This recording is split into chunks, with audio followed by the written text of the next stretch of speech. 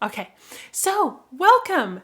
As I said before, when absolutely nobody could hear me, happy Tuesday evening if you are with me, and if not, if you are in somewhere else, then happy time zone to you, and may the sound waves bless you, and all of these things, because I have no idea what was going on.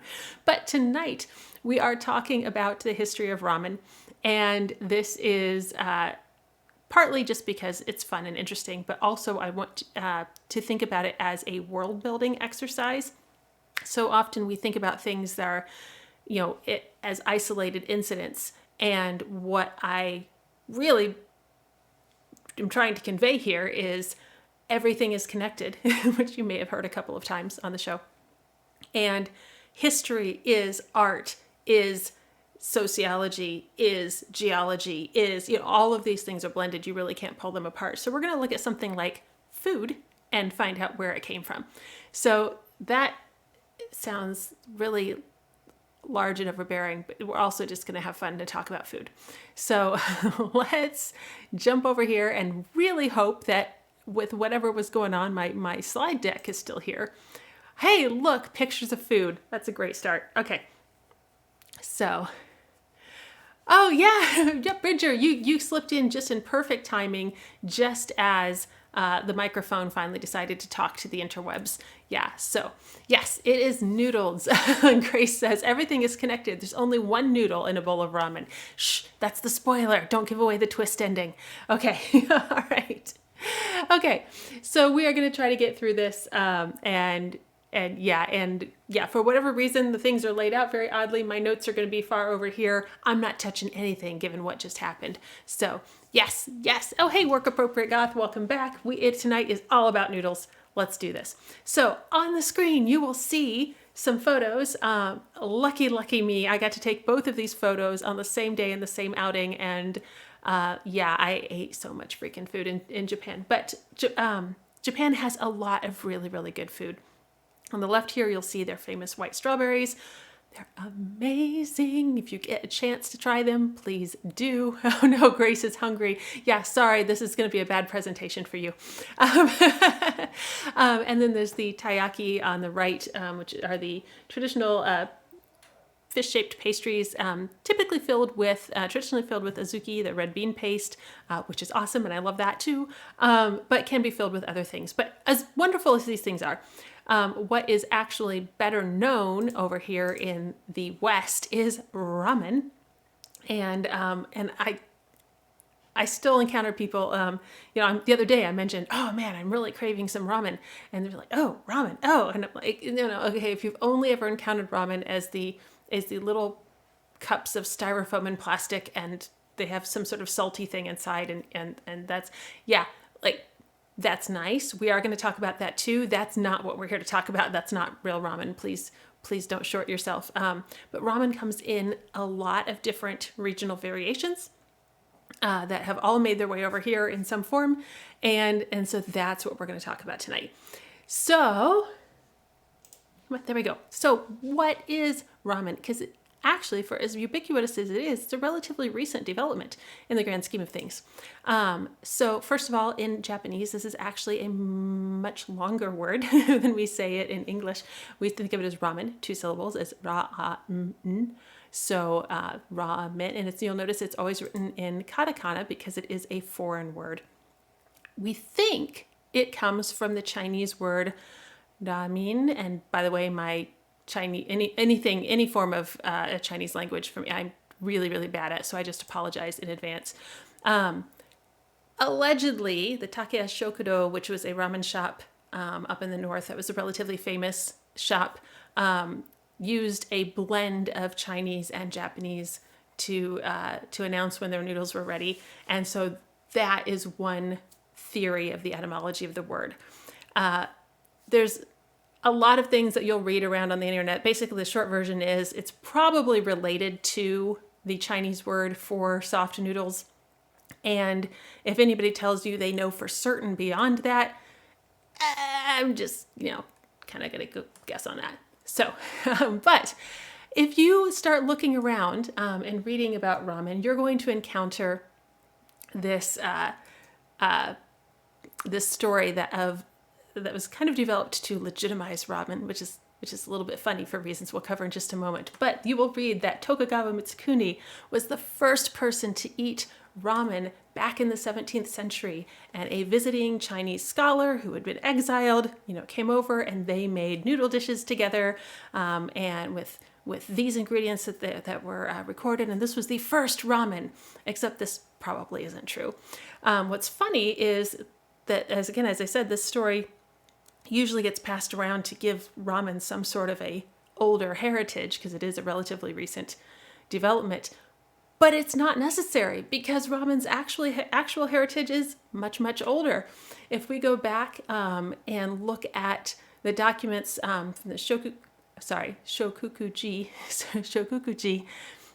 I was stressing about the things going wrong on the tech, and ran out of drink right before I went live. So now my mouth is really dry, and I'm sorry. But anyway, the priests in Roken were developing noodle recipes from Chinese documents back in the 15th century, so even earlier.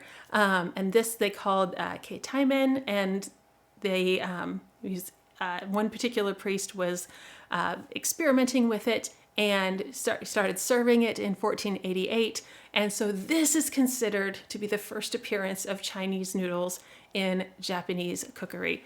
And so I took this photo at the Ramen Museum. Of course I did, right? And so I just want to pull out this amazing excerpt. Osen, senior of Shokukuji, visited me and stayed overnight in my house. We undressed, lay on our beds, and sipped tea while chatting. I prepared keitaimen and suggested that he eat it. We did not drink liquor, only tea. I had Yozo accompany us. We wrote and read a few poems before stopping. And I absolutely love this idea of like this noodle slumber party, like, hey, let's hang out and drink tea and write poems. And oh my gosh, you brought me water. That is awesome. Thank you, Seeker. And so they're just sipping tea and writing poems and hanging out, and I just think that's hilarious. Oh my gosh, that's so much better. Okay, awesome. So that fast forward. So we've got noodle dishes making their way slowly into Japan, but they're pretty fringe. And even by the 19th century, they exist, but they're not super prevalent. They're just, they're in showing up in low key society. But jump forward to the end of the 19th century, when we have this war between China and Japan, mostly over Korea, because Korea had been a client state of China for a long, long time. Japan kind of liked Korea's location. It's very, very good situation for defense. And Korea had a lot of natural resources that Japan kind of had their eye on, and ultimately ended in war. There were other things too. Russia was involved, all kinds of stuff going on. But there was a war. Now, at this point, if you know anything about Japanese history, Japan is fresh off the Meiji Revolution. So they just had a huge modernization. They're very much embracing Western cultural advances at this point. So they're bringing in lots of more modern guns. They're bringing in they're westernizing and modernizing their military. All of these sorts of things. China has not been doing those things. And what's interesting is if you think back to Perry's Black Ships and the forcible opening of Japan, that's pretty much exactly what Japan did to Korea. Like, hey, we see that you've got this closed culture and you're not interested in outside trade, but we actually would like that, so we're just going to come in and do the thing. So it's just kind of very much a flip there. But China is not equipped for modern warfare in the way that Japan very newly was. The Chinese Navy is in a sad, sad state because the emperor had not kept it up. There's a story, and actually I learned first that the previous empress, Sichi, had spent all the money delegated for the Navy on a new summer palace. And that's actually what I learned first. Well, surprise! Turns out that's probably not true. That's probably just let's drag the dead empress's name through the mud to cover up our current mistakes. And they actually have some records where she left orders on how the Navy should be maintained and all of these things before her death. And yeah, that's, history, man. So anyway, all of that to say that China loses this war. And China recognizes, much in the way that Japan had just a couple of decades before, that they're going to need to modernize. They're going to need to adapt what they've been doing. So one of the things they do is they send more students to Japan to study in this more modernizing society and see how they've been doing it. So by 1906, we've actually peaked. They've sent about 12,000 students over to study. And just like any college town here in the U.S., those students are hungry. they want cheap, fast food. So Chinese noodle shops just start popping up everywhere to serve all of these students, and then any of the Japanese nationals who would also like to be eating this cheap, fast food. So Rairaiken in Asakusa is generally considered the first ramen shop. Nobody really knew to be paying attention and stick a pin on it, but that's it. But 2,000 to 3,000 customers a day during peak times, which is pretty amazing. So this is when those Chinese noodle recipes start to develop into what we think of today as ramen. So we're using pork and chicken bones. We're using really rich, thick broths and all of these things. At the same time, Chinese cooking in general was becoming more popular in Japan, which is helping to drive this need or this desire for this new kind of ramen. So there's tuberculosis and cholera outbreaks that are happening through Japanese society. Tuberculosis at the time was believed to be connected to a lack of animal protein and fat in the diet. So Chinese food had more of those things naturally in it than Japanese traditional diet did. And cholera obviously has a connection to hygiene. Chinese food is more often cooked. A lot of Japanese food was eaten raw. So there was a trend to adapt more of Chinese cooking anyway going on. And so you see that by the 1920s, we've got ramen recipes showing up in cookbooks and in newspaper columns and all of these places. So it's becoming much more mainstream. And then the great Kanto earthquake hits. I do not even know how to summarize this in a quick way and still get across the enormous impact. This is an incredible natural disaster. This is September 1st, 1923. We know over 100,000 people died. If we count how many people disappeared and we never found bodies for, that number goes up to over 140,000 people. This was a huge disaster. Yokohama is a city of 500,000 people. It's a port city. It is basically wiped out. What you're looking at here on the screen is a photograph of Yokohama. And if you notice, it's flat all the way across. That's a 500,000 person port city just absolutely leveled. This does lead to the rebuilding of basically modern Tokyo, but it was enormously devastating. And I did find this picture of taken at Sensoji. You've definitely seen photos of Sensoji. It's the oldest. It's a huge shrine in Tokyo. It's the oldest shrine in Tokyo. And you can that's what it looks like today. And that's what it looked like immediately following the earthquake. Because of the way the winds were at the time, so the earthquake hits, a tsunami rushes in after the earthquake. Everything that went down, with the earthquake and then the flood, and that tore apart water mains and it tore apart gas. And of course, you've got a lot of natural lighting happening going on, and so fires catch as they always do after earthquakes. The winds really, really fueled the fires. People are fleeing the fires. They're rushing onto the bridges. The bridges are collapsing because there's thousands of people on them. It is absolutely horrific. And then there's an area near the Sumida River where 45,000 people gathered trying to escape the fires. And just because of the winds and the other things, a fire tornado develops and kills those 45,000 people just in that one lot pressed together. It was absolutely horrific. This went on just, for a couple of days. The fires were out of control, all kinds of things. Lots of ugly stuff happened at this time that is related to the natural disaster, but was not part of the natural disaster. So as always, you've got a natural disaster, rumors start being passed. Okay, it's the Koreans setting fires. They're cutting off the water. They're setting fires. They're doing all these things. So some vigilantes were setting up roadblocks to stop, people trying to escape. And if they found a Korean person, they would kill them. We have estimates that, I don't remember, I don't think I wrote it down. It's how many thousands of Koreans were killed at this time by these vigilantes. This actually gave a massive shot in the arm to the nationalism, which is going to show up in 15 years in another war that you might be familiar with.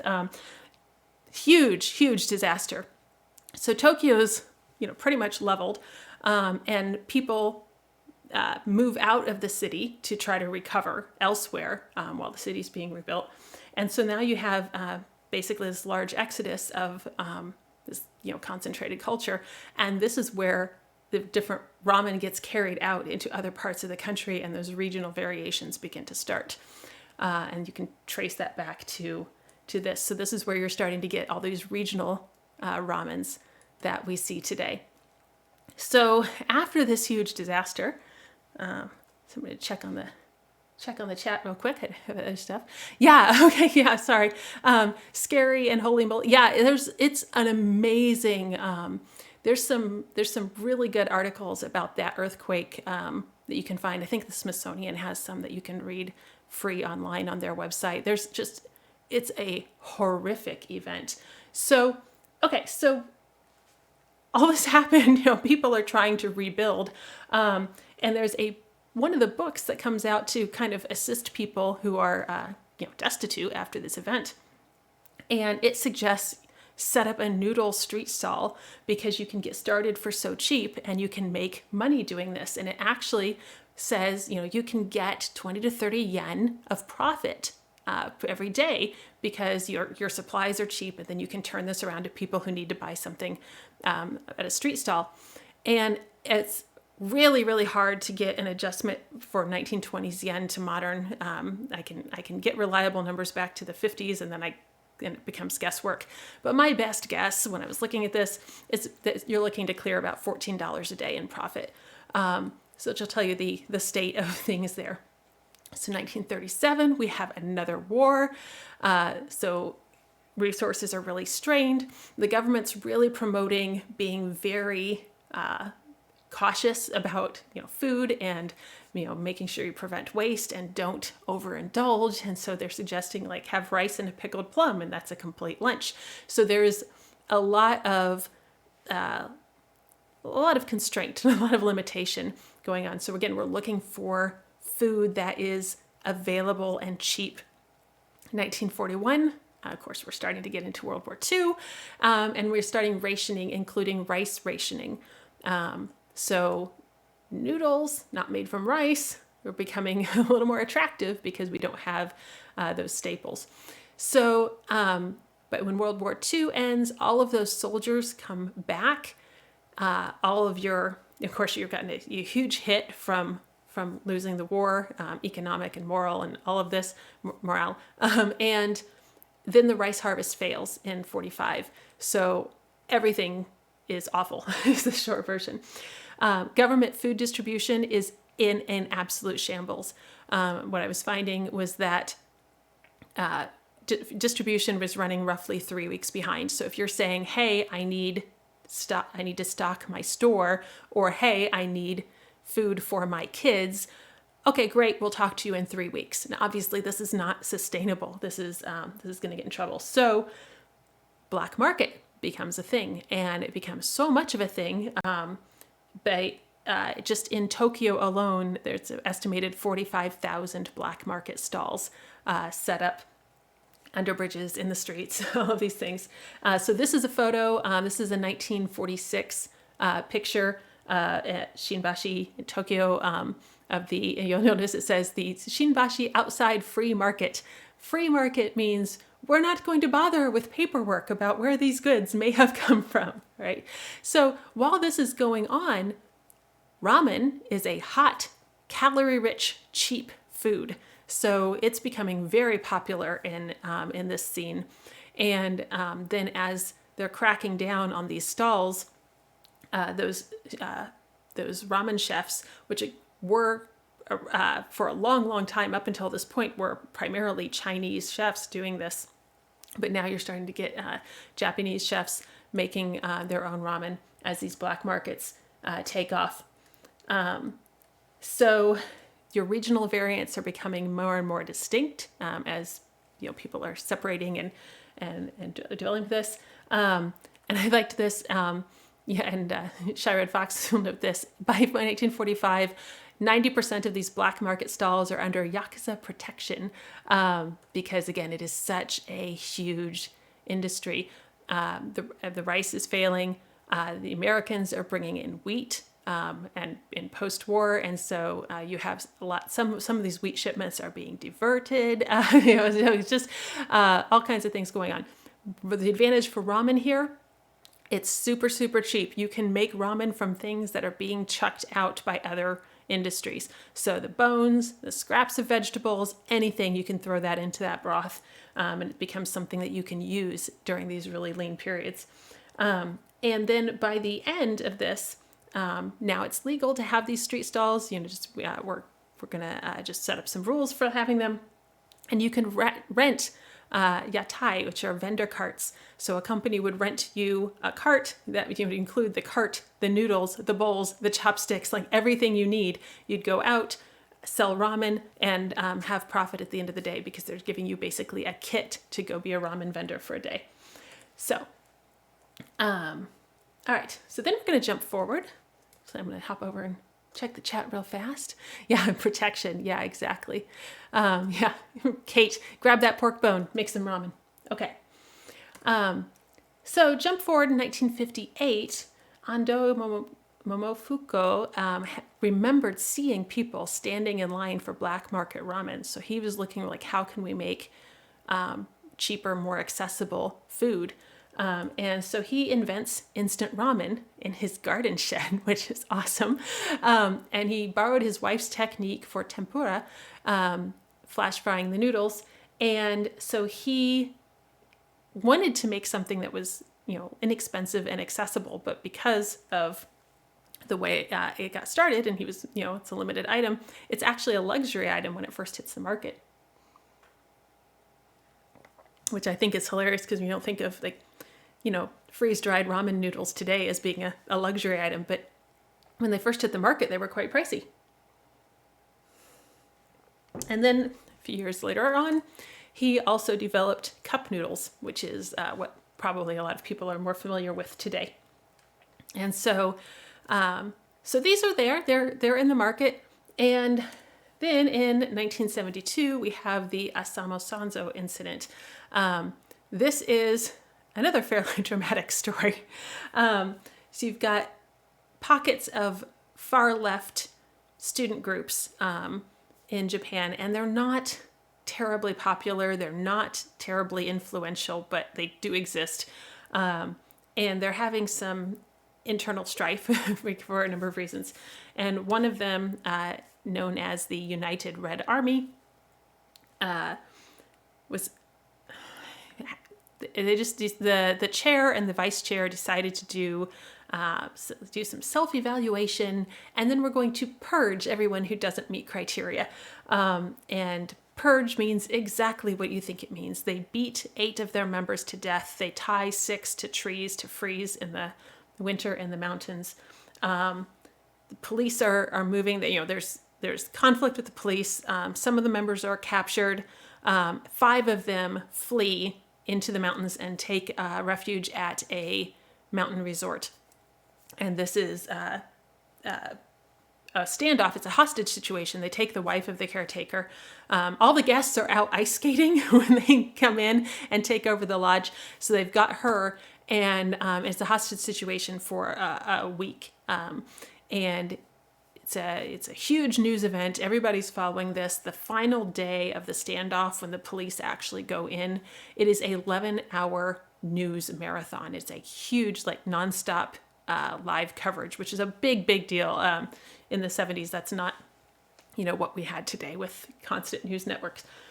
And so that while the police are there in the winter in the mountains, trying to keep watch on this situation, it's too cold to bring in bento or your normal boxed lunches. They're going to be freezing in this environment. But you know what you can do? You can pour boiling water into cup noodles. And so everybody on TV watched the police eating cup noodles during this super dramatic event. And it was a massive boost for cup noodles. It's generally credited for bringing cup noodles into prominence. So it's one of those things, like, just the random, nobody would have predicted, that this hostage situation would be advertising for instant ramen, but here we are. So that's your, that's how that went down. Yeah. So anyway, sorry, I'm going to throw out, like, cup noodles are not particularly great for you, and they're not particularly great for the environment. So use with advisement, but that's how they got their lunch. So just really quickly, like, what makes these even different? Chinese noodles, what makes them Chinese noodles as opposed to anything else, what makes ramen is that it's made with lye water, and that changes the texture of the noodles so they don't get mushy. So you can get a little different texture to them. If they don't have if you don't have lye water, it's actually just probably going to be udon. And so for people who write historically, like me, that used to be done with plant ash before you purchased lye water as its own food product. But now it is all done commercially, of course. And then ramen uses it's custom made, specialty broth made specifically just for ramen. Whereas most traditional Chinese noodle dishes are using, the same broth you might see in any other dish. And ramen is especially known for its umami. And you've probably heard the word umami.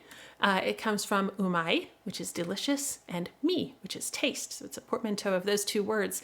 And it was identified in 1908, first from sea kelp, and what gives it that particular meaty, filling taste. But it's been identified as there's a number of different food acids that exist in a number of different products that will come together. And what's cool about umami is you don't just need, if you use one, you get, one. If you use two, you get two. But if you put them together, they actually they boost each other. And so you can, what's great about ramen is it traditionally uses many sources of umami, so it just gets more and more and more and more, almost exponentially complex. So that is how we get really fantastic, delicious varieties of ramen. And now I actually kind of want to eat some, but there we go. Okay. So, all right. Sorry. I'm just catching the chat. Every cloud has a silver lining, but this one is a really freaking weird silver lining, right? Like, and this is my point, is that if we're developing worlds and we're developing histories, like, we need to look at all the things, because there is a lot that is going on. We like to think that that everything is straightforward and neatly compartmentalized, but it is not at all straightforward, and it is rarely compartmentalized. So I'm just checking through. Yeah, going to find some ramen, BRB. I know, bring some back for me. Field trip to Japan. I wish. All my digits are crossed that I'm going later this year. If 2021 stays on target where it's supposed to, and everything, it gets cleared, that would be great. So anyway, that's my little world building field trip through ramen and how everything is connected. So if you guys have questions, I will be happy to do my best to answer them. And if not, that's what I had for tonight. So Shy Red Fox, thank you. I hope I can too. And I'll cross a couple of extra digits for you. I've got plenty of digits we can share. It'll be good. So, all right. What's my favorite flavor? I'm that person who asks for the less salty ramen. I find I'm pretty sensitive to salt in general, and it's real easy for the other flavors to get overwhelmed just because I taste so much salt. So I prefer to I prefer to ask for whatever is the lowest salt broth that they have going, and then I'm pretty happy after that. But those eggs, the soft boiled ramen eggs, I don't hate, that's too strong a word. I'm not a fan of hard boiled eggs in most cases. Like, I will eat them, but they're not awesome on their own. But for whatever reason, you drop an egg in ramen and let it do its thing, and that's amazing. And you can just stick an extra egg in my ramen, that's fine. So, okay, so Bridger asks, and it is not remotely a dumb question because I can't answer it, so I have to really quickly raise the level of the question. How different are real ramen and I'm so sorry, I know it's not pho, but I can't actually recall the correct pronunciation. Anyway, so the answer is I'm sitting here kicking myself because I don't actually remember how to pronounce the other dish. So anyway, you can tell like where my lines are in expertise and fluency, right? There we go. And so I can't answer that because obviously if I can't even say the name of the dish, I certainly can't give you its cultural parameters. But if anybody in the chat has an answer, I will be glad to pass that question to somebody with more knowledge than me. So, hard-boiled egg, not fans, unite. See, yeah, like just stick them in ramen and I'm all good. Okay. I need to hear it like 18 more times. I live in Indiana. I don't get to hear it said correctly very often. So I have very low confidence in my ability to say it correctly. So, okay. But Fifi and Bridger think it's huh. So I'm going to go with that. Huh. It's like Fuji.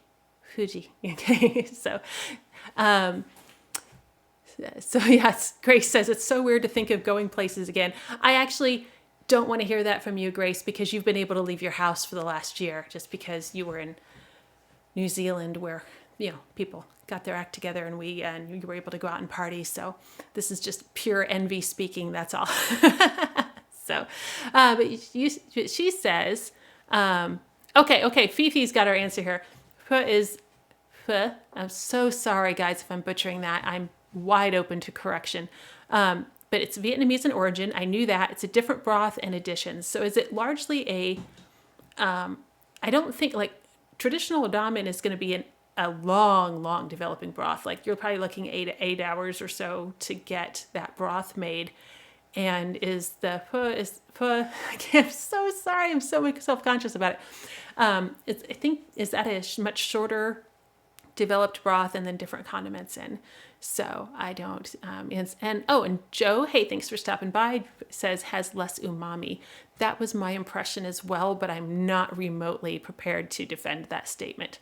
Oh, spicier add-ins and fish oil is typical. Hey, thank you for that information. Yeah, ramen, it should not, in most cases, be spicy. There are some exceptions, some particular variants, but it's not usually spicy. So, okay. Oh, no, she says it's a 24-hour broth. Okay, so today I learned. Hashtag. All right, thank you for that. Yeah, because that is not remotely something I have knowledge in. So, okay. Hey, guys, thanks for that. This is good discussion. I appreciate your input here. 24 hours sells it with either egg or rice noodles. Okay, all right. Yeah, beef bone broth. Yeah, okay. All right, today I learned. This is great. And if someday I'll be able to pronounce it. So, okay. Yeah, any other questions or comments before we wrap up? So, yeah, I just wanted to, kind of take a little skip through world building. I love world building. It is so much fun because because nothing stands alone. Anything you develop is going to be connected to 6 other things. And I really like exploring those connections. And even if they don't all come out, explicitly in the writing, having that web is going to make everything feel that much more real and that much more immersive. So I think it's pho, as in what the pho. Okay, I will just pho. I will try that. So I have no confidence in this, but thank you for your coaching. Okay. Bridger's observing, Google is also telling me that star anise is in one of the major flavors in pho, and that Dog Nosework has taught me that is the spice I dislike in sausage, so maybe I will say pho-less. I just like to say pho-less. Thank you. All right. Good. You got the foster kittens. Grace has got a whole collection of foster kittens going. Always. Okay, so Shai says, my friend in Tokyo last night said Tokyo ramen is pretty simple and Osaka ramen is complicated and more tasty. I only had it in Osaka. Yeah, that's, again, there's really a lot of regional variations, and I'm not going to pretend to be able to define like what, Hokkaido versus Kyoto versus Osaka versus wherever, of course you'll see crossover because the same way that sometimes I'm in Indiana, but I get both Chicago and New York style pizza, right? These things happen. But yeah, you can find it can be quite distinct. So, okay. The foster kittens has taken over the chat, which is great. Foster kittens for everyone. Well, hey, thank you guys for stopping by and going on my little field trip with me. I was so funny. I was watching online Momohei no Tegami, a letter to Momo, last night with a couple of friends, and it opens and it's just, by the way, I can recommend it. It is absolutely gorgeous. It's still hand-drawn animation, took them years to make it, and it's beautiful. Has one really huge plot hole, but you don't care because it's so pretty. But it opens with just this amazing vista of Japanese islands and spreading out. And I'm watching with friends, and in my ear, I miss travel. I so hear that. So that's why we were watching to get our travel fix on. Okay, so Bridger asks, what is the spiral white and pink thing in the bottom middle photo? So that is Naruto, which is more than just a ninja anime. The Naruto is actually named for the swirly thing that goes in the ramen, and it is a commercial product. I actually have no idea how it was developed originally, but that is something that you will see in a lot. It's the little swirly bit, and it's not like it's kind of bland, but it's cute. It's how I look at it, and so okay, and it's a fish cake. So it's. Sorry, I'm like catching on. I thought I was reading something else. Yeah, it's just commercially made, but they've got that little swirl in there just to be traditionally. I think probably cute is the wrong word, but I'm going to say it anyway.